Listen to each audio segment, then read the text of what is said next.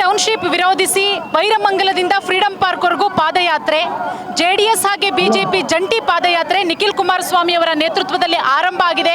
ನೋಡ್ತಾ ಇದೀವಿ, ಬರೀ ಬಿಡದಿ ರೈತರಲ್ಲ, ರಾಜ್ಯಾದ್ಯಂತ ಬೇರೆ ಬೇರೆ ಜಿಲ್ಲೆಗಳಿಂದ ಸಾಕಷ್ಟು ರೈತರು ಬಂದಿದ್ದಾರೆ. ಇನ್ನು ಈ ಹೋರಾಟಕ್ಕೆ ಹಾಸನ ವಿಧಾನಸಭಾ ಕ್ಷೇತ್ರದ ಶಾಸಕರಾದಂತಹ ಸ್ವರೂಪ್ ಪ್ರಕಾಶ್ ಅವರು ಕೂಡ ರೈತರ ಹೋರಾಟಕ್ಕೆ ಬೆಂಬಲವಾಗಿ ನಿಂತಿದ್ದಾರೆ. ಸರ್, 516 ದಿನಗಳ ಹೋರಾಟ, ಟೌನ್ಶಿಪ್ ವಿರೋಧಿಸಿ ಪ್ರಾಣ ಬೇಕಾದ್ರೂ ಬಿಡ್ತೀವಿ, ಭೂಮಿ ಬಿಡಲ್ಲ ಅಂತ ಈ ಹೋರಾಟಕ್ಕೆ ನಿಖಿಲ್ ಕುಮಾರಸ್ವಾಮಿ ಅವರು ಸಾಕಷ್ಟು ತಿಂಗಳುಗಳಿಂದ ಸಾಥ್ ಕೊಟ್ಟಿದ್ದಾರೆ.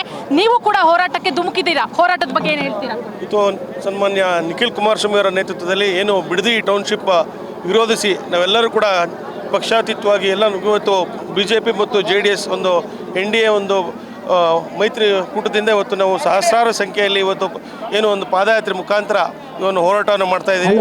ತಮಗೆ ಗೊತ್ತಿರೋ ಹಾಗೆ ಏನು ಬಿಡದಿ ಟೌನ್ಶಿಪ್ ಯಾರಿಗೂ ಕೂಡ ಬೇಕಾಗಿರಲಿಲ್ಲ. ಇವತ್ತು ರೈತರು ಹೈನುಗಾರಿಕೆ ಏನು ರೇಷ್ಮೆಯನ್ನು ನಂಬ್ಕೊಂಡಿರುವಂಥ ರೈತರಿಗೆ ಇವತ್ತು ಅನ್ಯಾಯ ಆಗ್ತಿದೆ. ಆ ನಿಟ್ಟಿನಲ್ಲಿ ಸರ್ಕಾರಕ್ಕೆ ನಾವು ಒಂದು ಎಚ್ಚರಿಕೆಯನ್ನು ಕೊಡೋ ನಿಟ್ಟಿನಲ್ಲಿ ಇವತ್ತು ಸಾವಿರಾರು ಸಂಖ್ಯೆಯಲ್ಲಿ ರಾಜ್ಯಾದ್ಯಂತ ಇವತ್ತು ಹಾಸನ ಜಿಲ್ಲೆಯಿಂದ ಕೂಡ ವಿಶೇಷವಾಗಿ ರೈತರು ಕೂಡ ಬಂದು ಇವತ್ತು ಪ್ರತಿಭಟನೆ ಮಾಡ್ತಾ ಇದ್ದೀವಿ.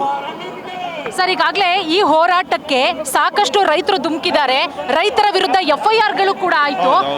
ರೈತರ ವಿರುದ್ಧ ದಬ್ಬಾಳಿಕೆ ಮಾಡಲಾಗ್ತಾ ಇದೆ ಕಾಂಗ್ರೆಸ್ ಸರ್ಕಾರದಲ್ಲಿ. DK ಶಿವಕುಮಾರ್ ಅವರು ನಾನು ಟೌನ್ಶಿಪ್ ಮಾಡೇ ಮಾಡ್ತೀನಿ ಅಂತ ಹೇಳ್ತಾ ಇದ್ದಾರೆ. ಬೇಕಾದ್ರೆ ಕೋರ್ಟ್ಗೆ ಹೋಗ್ಲಿ ಅಂತ ಈ ಭಾಗದ MLA ಹಾಗೆ ನೂತನ ಸಚಿವರು ಇವತ್ತು ಈ ಸರ್ಕಾರವೇ ಮತ್ತು ಮುಖ್ಯಮಂತ್ರಿಗಳು ಕೂಡ ಅವ್ರದೇ ಜಿಲ್ಲೆ ಇವತ್ತು ಭಾಳ ಒಂದು ಹಠ ಮಾಡಿ ಇವತ್ತು ಏನು ಬಿಡದಿ ಟೌನ್ಶಿಪ್ನ ಮಾಡಕ್ಕೆ ಹೊರಟಿದ್ದಾರೆ.